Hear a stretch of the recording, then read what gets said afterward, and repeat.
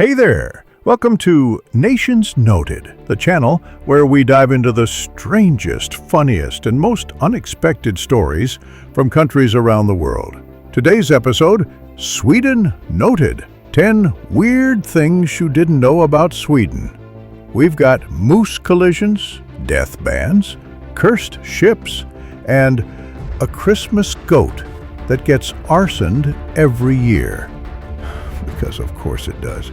So buckle up, grab a cinnamon bun, and let's get weird with Sweden. Sweden. Beautiful forest, advanced society, and a population that casually eats fish out of cans like it's a delicacy. But travel far north, really far north, and you'll find a little Arctic town called Longyearbyen. It's got snow, it's got polar bears, and it's got a law that says you're not allowed to die here. Yep, in Longyearbyen, dying is literally illegal. Not morally wrong, not frowned upon, not, please don't. I mean, actually against the law. And it's not just a weird legal flex. There's a reason. See, Longyearbyen is built on permafrost, frozen ground that stays frozen year-round. Which sounds cool until you realize it means that when people are buried, their bodies don't decompose. They just sort of hang out forever. In fact, scientists once dug up bodies from the 1918 Spanish flu pandemic and found the virus was still intact. Let me say that again. A 100-year-old virus was just sitting there in a grave, plotting its comeback. So the town decided, very reasonably, yeah, we're done with that. Now, if you're terminally ill or dangerously injured in Longyearbyen, you get evacuated to the mainland, quickly, efficiently, like a reverse ambulance. You're sick? Congratulations, you're now someone else's problem. So no cemeteries, no dying, no exceptions. It's like Hotel California, except the opposite. You can check in, but if you die, they throw you on a plane. Honestly, it's kind of brilliant. Think about it. No decomposing bodies, no zombie outbreaks, no awkward grave-robbing scandals in 200 years. And best of all, you get to say your hometown has a 100% immortal population. So if you ever find yourself in Longyearbyen, just remember the local motto. Enjoy the view, wear a coat, and whatever you do, don't die.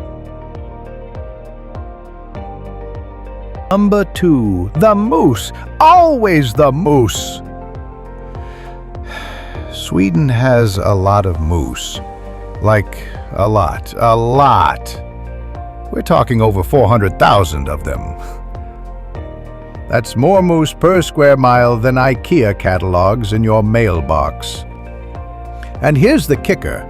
Every year, around 6,000 cars in Sweden crash into a moose. That's not an accident, that's a statistical inevitability.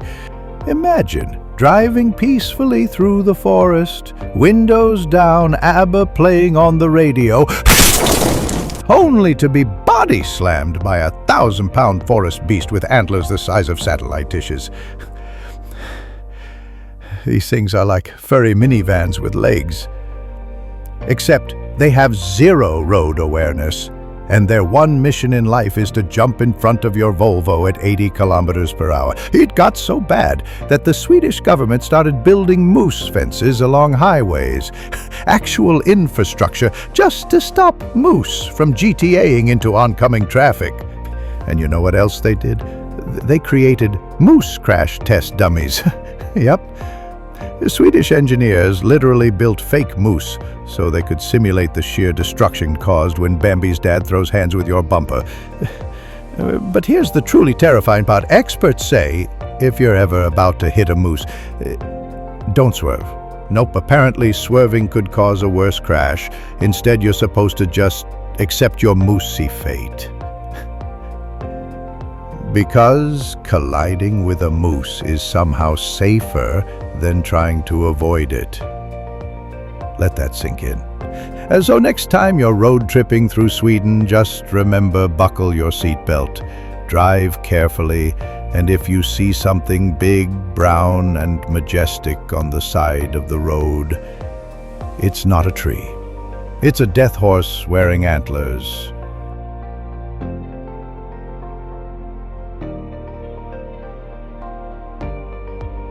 Sweden once built a ship, so mighty, so powerful, so stunningly over-decorated that it immediately sank 20 minutes into its maiden voyage. Meet the Vasa, a ship that was less naval dominance and more expensive submarine attempt. Let's rewind. It's the early 1600s. Sweden is flexing hard in Europe, expanding its empire, and the king, Gustavus Adolphus, wants a warship that screams, "Fear me. I have way too much wood-carving money." So they build the Vasa. 64 cannons, over 700 sculptures, painted in bright colors. Basically, a floating parade float with murder capability. Except there's a teeny tiny problem. No one knew how ships worked. You see, the Vasa was tall, really tall, like top-heavy to the point of suicidal tall. But when someone suggested adding more ballast to balance it out, the response was, Yes, but then where would we put all the lion statues? and the king? He was rushing it. Launch it now, or I'll launch you into unemployment. So, on August 10th, 1628, the Vasa set sail. The cannons were gleaming, crowds were cheering, the band was playing, and then the ship immediately tipped. It leaned, then leaned some more. Then water poured in through the open cannon ports because someone left them open, and down she went. 20 minutes, about 1,300 meters. That's the whole journey. More like a maiden flop than a maiden voyage. And it sat there underwater for 333 years, until it was pulled up in 1961, almost perfectly preserved by the Baltic Sea's low salinity, because of course, Sweden even has fancy water. Today, you can visit the Vasa Museum in Stockholm, where the ship is on display, and Sweden just pretends the whole thing was a long-term art installation. And hey, in a way, the Vasa did strike fear into its enemies, because if you can mess up this bad and still make a museum about it, you're clearly not afraid of failure.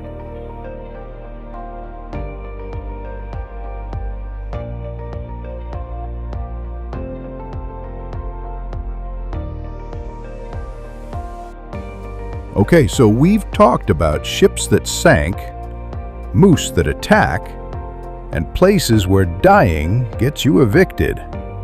Now let's talk about the time Sweden gave control of its official Twitter account to random citizens.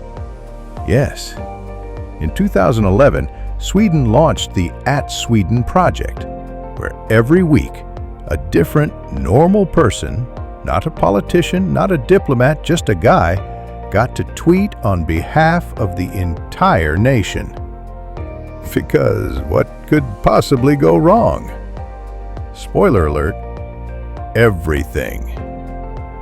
Imagine giving Carl from IKEA customer service the microphone and saying, "Go ahead, represent our culture. The world is listening." Some tweets were wholesome, some were funny, some were unhinged. One person spent an entire week tweeting about sausage preferences. Another guy compared Sweden's democracy to a microwave oven. Someone else posted, IKEA instructions are better than my love life. and the best part? The Swedish government just rolled with it. Yeah, Sweden believes in freedom of speech. This was called the Curators of Sweden program, and it lasted until 2018. 7 years of digital roulette where the whole world just hoped the person tweeting that day didn't suddenly post a moose meme with zero context. And yet, somehow, it worked. People from all walks of life, teachers, farmers, artists, meatball enthusiasts, got to share what life was like in Sweden. The result? A completely unpredictable, incredibly human portrait of the country. So, if you're wondering what Sweden's official voice sounded like for nearly a decade, just imagine this. A chorus of awkward dads, sarcastic teenagers, fika-obsessed baristas, and one guy who really hated mayonnaise. Sweden, where even the government tweets are powered by democracy, trust, and mild social anxiety.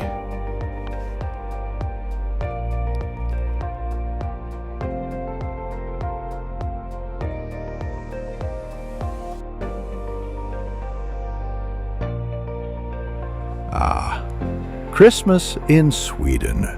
Snow falling gently, children singing, families gathering for warm meals. And somewhere in the town of Gävle, a giant straw goat is being set on fire.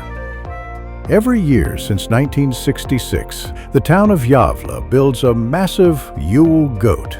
It stands tall, proud, majestic, and extremely flammable. You see, it was meant to be a symbol of holiday cheer, but it quickly became a symbol of how fast can someone burn this thing down before Christmas. It started as vandalism. Then it became tradition.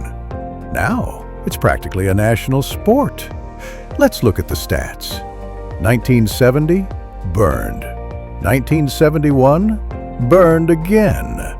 1976, hit by a car, because apparently someone thought fire just wasn't dramatic enough. Every year, the town tries to protect it. They've added fences, security cameras, flame-retardant chemicals, which made it fireproof, and also made it smell like a wet sock factory. In 2005, they had guards dressed as Santa Claus and gingerbread men. Imagine trying to tackle an arsonist while wearing a giant cookie costume. And yet, it still burns. 2016, torched. 2011, destroyed within hours. Hours. Swedes have now just kinda accepted it. They even take bets online. Like, will the goat make it to December 25th? Or will it go up in flames by the 12th? Vegas, but cozy. Some years the goat survives. Most years it does not. But every year Gävle rebuilds it, like a proud phoenix made of hay and poor decision-making.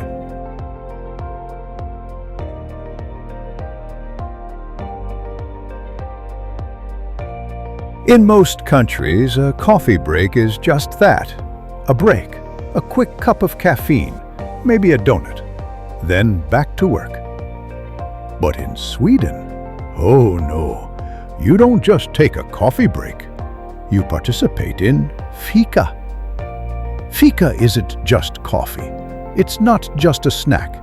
It's a way of life.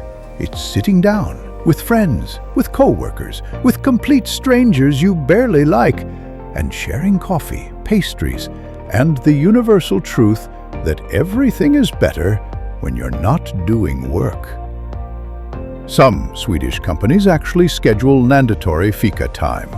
Mandatory, as in, sorry Sven, you can't finish your report right now. We're having coffee and cinnamon buns, or you're fired.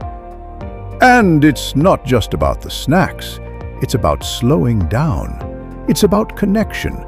It's about avoiding responsibilities with a cultural excuse. In fact, many Swedes will fika multiple times a day. That's right, not once, not twice, sometimes 3 times. I've seen cults with less structured ritual than this. And the pastries. Oh, the pastries. Kanalbullar, cinnamon rolls. Chocolate bollar, chocolate balls covered in coconut. And something called a princess cake, which sounds like a Disney character but tastes like heaven wrapped in marzipan. In Sweden, turning down fika is like insulting someone's grandmother. You don't say, "I'm too busy." You say, "I'll bring the napkins." Because fika isn't a break from life. It is life. A small sacred moment to breathe and eat carbs and pretend that cinnamon is a personality trait. So remember, next time you're in Sweden, don't ask, "When's lunch?" Ask, "When's fika?"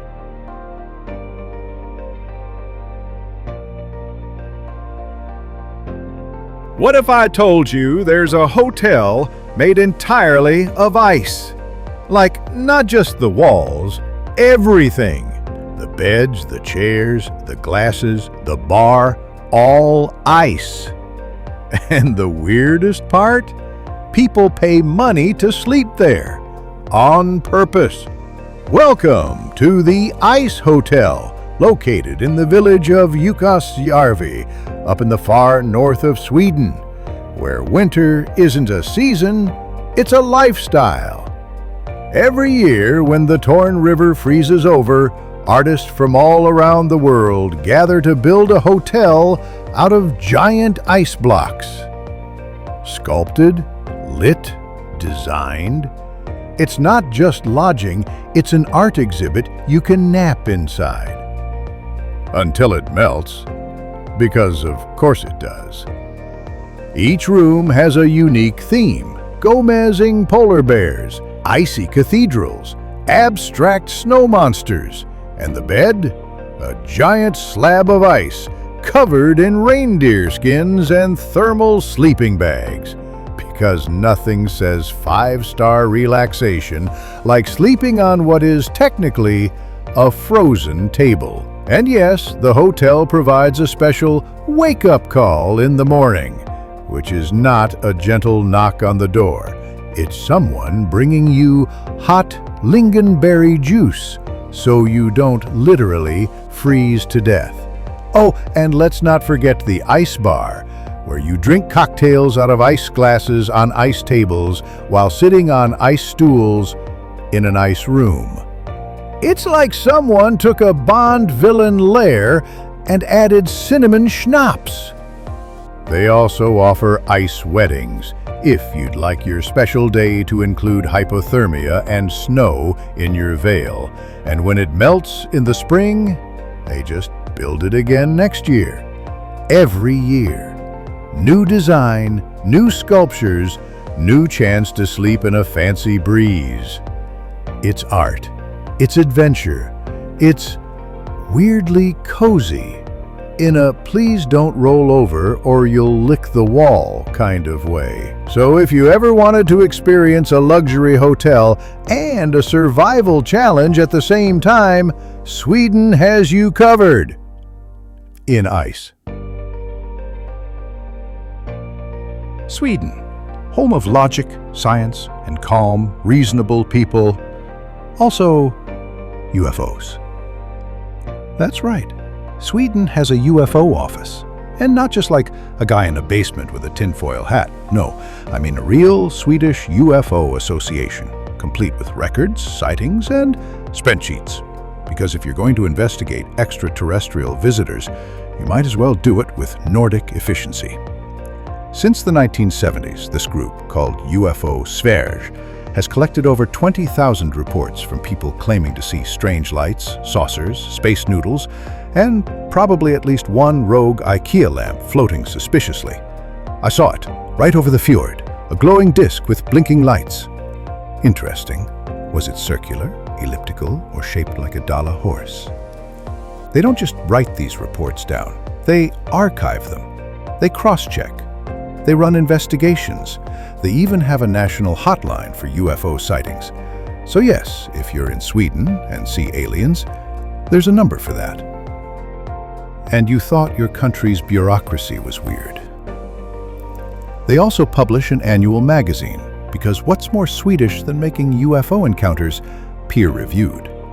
And if that's not enough, they're building a physical archive, like an actual UFO library, a a place where future generations can flip through dusty binders of strange glowing orb near Stockholm and say, "Yep, aliens." Sweden doesn't just believe in UFOs. They organize them. They classify them. They probably even offer them fika. So if you ever spot something strange in the sky over Scandinavia, don't panic. Don't run.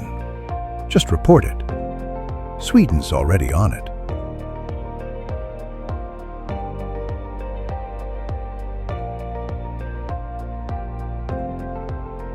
Sweden may be a modern, progressive nation full of electric buses and minimalist furniture, but deep down, they still love a bit of old-school royal flair.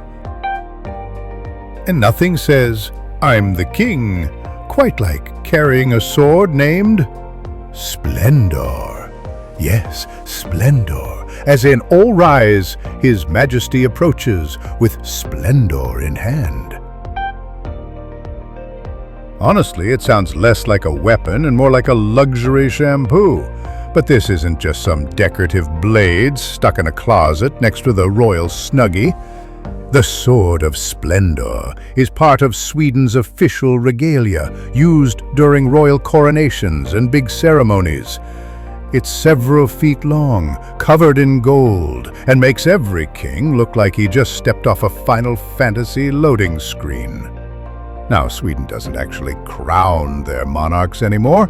They stopped doing that in 1907, which, for royalty, is basically yesterday. But the sword? Still part of the ceremony. Because you know what says constitutional monarchy better than paperwork? Pointy objects. And it's not just Splendor. Sweden's royal family has a whole set of fantasy gear. The crown of Eric XIV, because of course it's named after a guy with a numeral. The Orb of State, which is just a fancy gold ball but still sounds magical. And yes, the Scepter of Power. The only thing missing is a mana bar and a dragon sidekick. And while they don't actually use these things in battle anymore, they do show them off at state events, weddings, and whatever other ceremony needs extra sparkle. So if you ever find yourself watching a Swedish royal procession and wondering, is that man holding a weapon named after glitter? The answer is yes. Yes, he is. Sweden, where the monarchy is mostly symbolic, but the sword still has main character energy.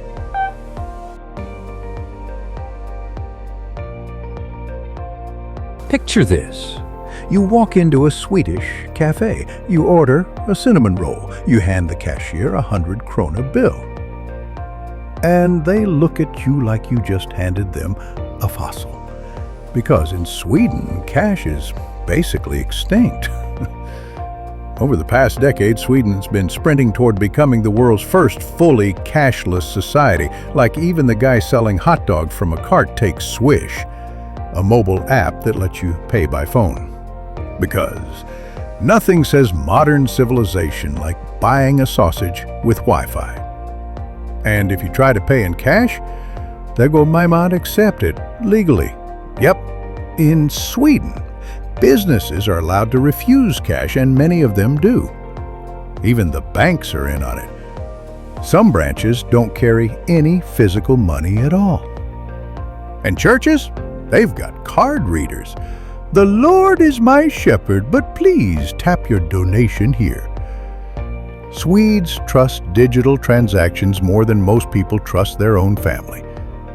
The government, banks, and private companies all work together to make cashless living feel safe, convenient, and weirdly normal. And yes, this means Grandma in Sweden is more technologically advanced than you. She probably sends birthday money via app and tracks your receipt history like a spreadsheet ninja. Even kids in Sweden get digital piggy banks, which sounds adorable until you realize it comes with a financial report and a minor identity crisis. Now, of course, not everyone is on board. Some folks worry about privacy, accessibility, and What happens when the Wi-Fi goes down during meatball hour?